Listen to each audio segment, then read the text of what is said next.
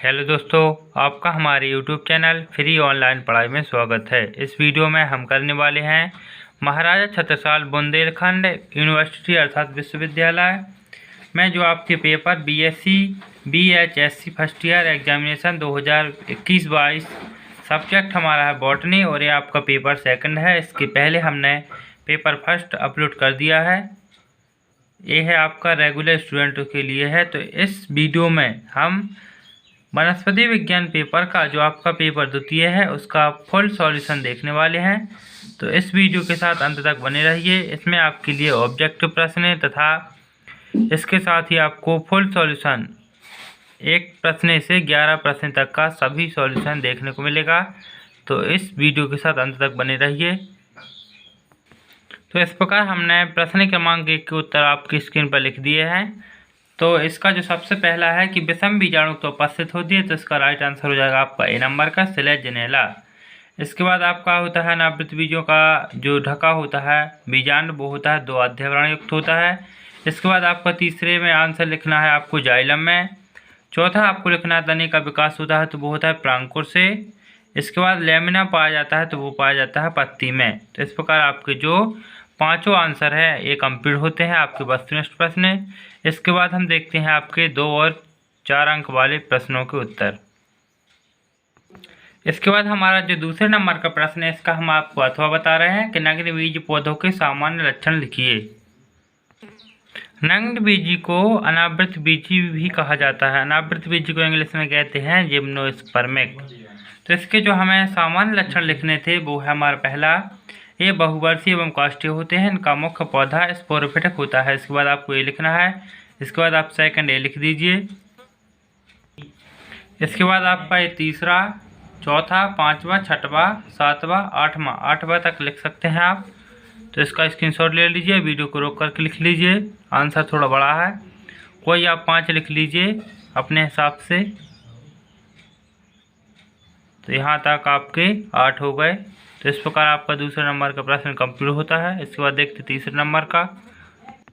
तीसरे नंबर का जो आपका प्रश्न है कि साइकस की कोलेलाइड जड़ की अनुपस्थित काट का चित्र बनाना है इसमें। इसके बाद चौथा है द्विबीजपत्री जड़ की अनुपस्थित काट का चित्र। तो ये हम दोनों प्रश्न एक साथ देख रहे हैं।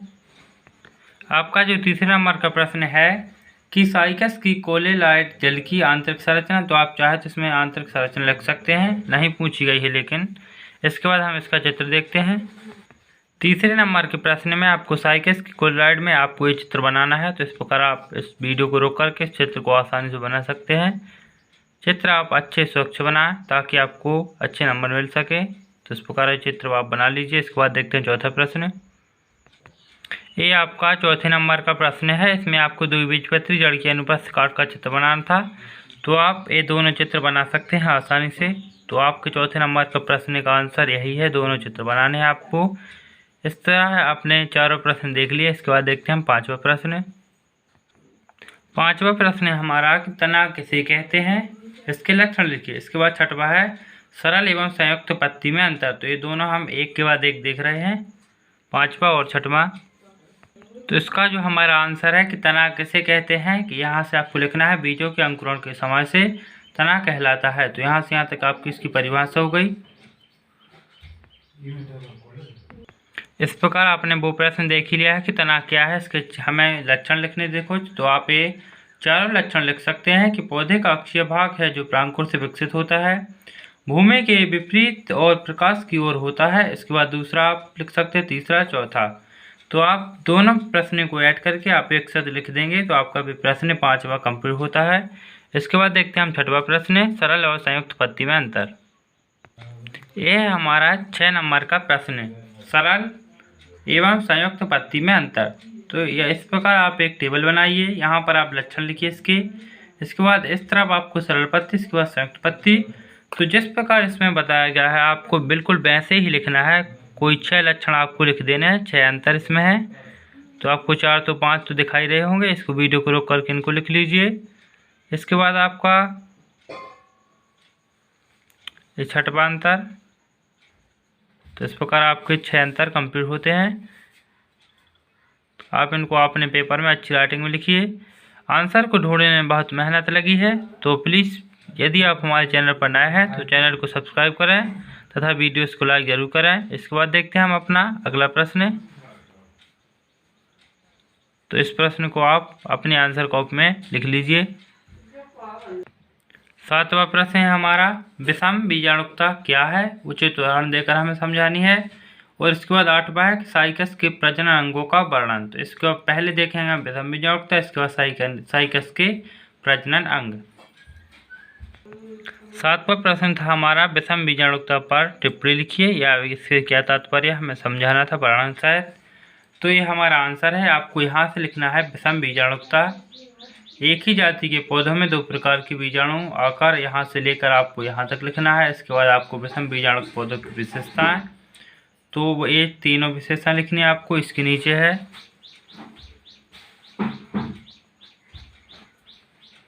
आपको इतना लिखना है यहाँ तक। इसके बाद आपको यहाँ से लिखना है पुरा वनस्पतिक प्रमाण। इसके बाद आपको लिखना है विकासीय अध्ययनों के प्रमाण।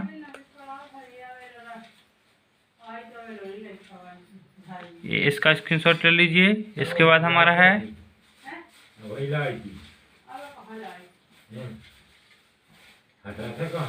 तीसरा है हमारा प्रयोगात्मक अध्ययनों से प्रमाण। ये आपको लिखते चलना है। आंसर इसका बहुत बड़ा है तो आप अपने मन से इसको एडजस्ट करके लिखिए। इसके बाद और है, इसके बाद आपको यहाँ से स्टार्ट करना है। गुरु बीजाणु को बीजाणुधानी से यहाँ से लिखते चलना है आपको ये 5 तक। इसके बाद आपको सिरेजिनेला से उपस्थित होता है तक लिखना है। इसके बाद आपका एक टॉपिक और है कि विषम बीजाणुकता का महत्व, तो ये महत्व लिखना है आपको। बस यहीं तक हो गया। विषम बीजाणुकता का महत्व टेरिडोफाइट से लगाकर आपको कहाँ तक लिखना है, संभव होता है। तो इस प्रकार आपका ये 7वां प्रश्न कंप्लीट होता है। तो आप इस प्रश्न को अपने आंसर कॉपी में लिख लीजिए। इसके बाद देखते हैं 8वां प्रश्न। हमारा 8वां प्रश्न है कि साइकस में प्रजनन की विधियों या प्रजनन अंगों का विस्तार पूर्वक हमें समझाना है। तो इस प्रकार आपको कहाँ से लिखना है, प्रजनन से लेकर आपको वर्धी प्रजनन, लैंगिक प्रजनन, इसके बाद हमारा है, इसके बाद इसका चित्र है, और इसके बाद हमारा नरजनन अंग। तो आपको ये भी लिखना है यहाँ से लेकर यहाँ तक। इसके बाद आपको लिखना है यहाँ से 60 सेंटीमीटर से यहाँ से होते चलकर जननांगों के आकार के जीवन चक्र लिखना है। यह आंसर भी आपका बहुत बड़ा है तो आपको ये लिख लेना है यहाँ तक। टैप्टम समाप्त हो जाता है। इसके बाद माइक्रोस्पोरेंजियम की संरचना भी आपको इसी में बनानी है। तो आपको ये चित्र बनाना है, यहाँ से लेकर आपको ये चित्र बनाना है। इसके बाद आपको नीचे माइक्रोस्पोरेंजियम का स्फुटन या माइक्रोस्पोर का विकिरण, तो आपको यहाँ तक लिखना है स्पोरेंजियम भट्टी। इसका आंसर आपका बहुत बड़ा है तो आपको लिखते चलना है। यहाँ से है से लगकर आपको जितना स्क्रीन पर दिखाई रहा होगा कहलाती है। इसके बाद आपको यहाँ से बीजांड से लेकर आपको कहाँ तक लिखना है, गैमेटोफाइट अथवा भ्रूणपोष का निर्माण होता है। इसके बाद आपका है युग्मोद्भूत अवस्था, इसके बाद नर युग्मोद्भूत, यहाँ तक लिखना है। स्क्रीनशॉट ले जाइए। इसके बाद आपको लिखना है नर गैमेटोफाइट का परिवर्तन निम्न 2 पदों में होता है। यहाँ से परागकण से लेकर आपको लिखना है माइक्रोस्पोरेंजियम निकालते हैं। इसके बाद ये चित्र बनाने हैं आपको। इसके बाद आपको पॉलिनेशन करवाना है। तो आपको क्या करना है, परागण से लेकर यहाँ से माइक्रोबाइल का क्षेत्र बंद हो जाता है। तो इस प्रकार आपका ये 8वां प्रश्न कंप्लीट होता है। इसके बाद देखते हैं हम 9वां प्रश्न। इसके बाद हम देखते हैं इसके 9वें नंबर का अथवा नंबर का प्रश्न, संवहन पुल क्या है, सचित्र वर्णन कीजिए। तो सबसे पहले हम संवहन पुल क्या है उसको समझेंगे। तो संवहन पुल की आपको यहाँ से परिभाषा लिखकर आपको यहाँ तक लिखनी है कि द्विबीजपत्री पौधों में एक बलाएं विन्यस्त रहते हैं। तो इस प्रकार वीडियो को रोक करके आप इतना आंसर लिख लीजिए। इसके आगे देखते हैं। इसके बाद हमारा है संवहन पुलों की आपको रचना। तो ये अलग अलग होती हैं, 3 घटकों से मिलकर बनी होती हैं, जाइलम, फ्लोएम, कैम्बियम। तो इसके बाद हमारे संवहन पुलों के प्रकार, टाइप्स ऑफ वेस्कुलर बंडल। इसके बाद आपको ये चित्र दिखाई दे रहे होंगे स्क्रीन पर। तो आपको ये 6 चित्र आपको बना लेने हैं। इसके नीचे आपको इसके प्रकार भी लिखे हैं, तो इनका वर्णन आपको लिखना है। आपको यहाँ से लेकर आर्य संयुक्त कोटेलर खुला यहाँ तक लिखना है। इसके बाद आपको लिखना है यहाँ तक कोलेक्टर बंद। इसके बाद आपको यहाँ से लिखते चलना है, फिर यहाँ लिखना है एम्फीबेसल तक लिखना है आपको कि जैसे ड्रेसिना युक्का आदि। तो इस प्रकार आपका ये 9वां प्रश्न कंप्लीट होता है। तो आपके 9 प्रश्न कंप्लीट होगा। इसके बाद आपके 2 प्रश्न और बचे हैं, 10वां और 11वां, तो वो भी आपको देखते हैं। हमारा जो 10वां प्रश्न है इसमें है कि तना क्या है, इसके लक्षण हमसे एक बार और पूछे गए हैं। फिर इसके साथ एक और जोड़ दिया गया है कि कार्यों का वर्णन कीजिए। तो हमें इसमें कार्य बताने हैं, लक्षण बताने हैं, तना क्या है। इसके बाद हमें टिप्पणी लिखनी है पर्ण विन्यास पर, घटपर्णी पौधों पर। तो ये 2 प्रश्न आपके लास्ट प्रश्न है, वो भी देख लेते हैं। तो सबसे पहले तना किसे कहते हैं, आप इसे लिख लीजिए अपने आंसर कॉपी में, यहाँ से लेकर आप यहाँ तक लिख लीजिए। इसके बाद आपके तने के लक्षण हैं, आपके चारों लक्षण लिख देने हैं आपको। इसके बाद इसके कार्य देखते हैं, इसका स्क्रीनशॉट ले लीजिए, वीडियो को रोक करके लिख लीजिए। तो तने के कार्य हैं आपके, तो आपको स्क्रीन पर दिखाई दे रहे होंगे। तने के कार्य संवहन, खाद्य पदार्थों का स्थानांतरण, सहारा प्रदान करना, तने के विशेष कार्य भोजन निर्माण करना। तो इस प्रकार आपके कार्य दिखाई दे रहे हैं। इसके आगे भी कार्य हैं 2। इसके बाद आपके हैं आरोहण, सुरक्षा, जल संग्रह, कायक जनन। तो इस प्रकार आपके जो आपका 10वां प्रश्न था वो पूरी तरह से कंप्लीट होता है। इसके बाद आपका है लास्ट प्रश्न 11। यह है हमारा 11वें प्रश्न का पहले का आंसर कि पर्ण विन्यास पर हमें टिप्पणी लिखनी थी। तो आपको पर्ण विन्यास पौधे के मुख्य तने से यहाँ से लिखते जाना है। तो ये होता है पौधों में पर्ण विन्यास निम्न प्रकार का होता है, एकांतर। तो एकांतर का आपको यहाँ तक लिखना है, तो इसका स्क्रीनशॉट ले लीजिए। इसके बाद आपको लिखना है विमुख। तो इसमें यहाँ से स्टार्ट करके आपको लिखना है विमुख अध्यारोपित आवास सा यहाँ तक। फिर सर्पिलाकार अथवा एकांतर और अचक्रीय पर्ण विन्यास इसके प्रकार होते हैं, तो आपको ये भी लिख देना है। तो आपका ये होता है बिक्री होती है तक। इसके बाद आपका आता है सर्पिलाकार पर्ण विन्यास। तो आपको ये लिखना है, इसे समझने के लिए उत्तरोत्तर से यहाँ से लेकर यहाँ तक संख्या को बताती है। इसके बाद आपको ये कोणीय विचलन वाला सूत्र लिख देना है। तो इस प्रकार आपका 11वें नंबर का फर्स्ट कंप्लीट होता है। इसके बाद आपका सेकंड है कीटभक्षी पौधा। इसका जो हमारा है घटपर्णी में हमें क्या करना है, घटपर्णी पौधे पर एक टिप्पणी लिखनी थी।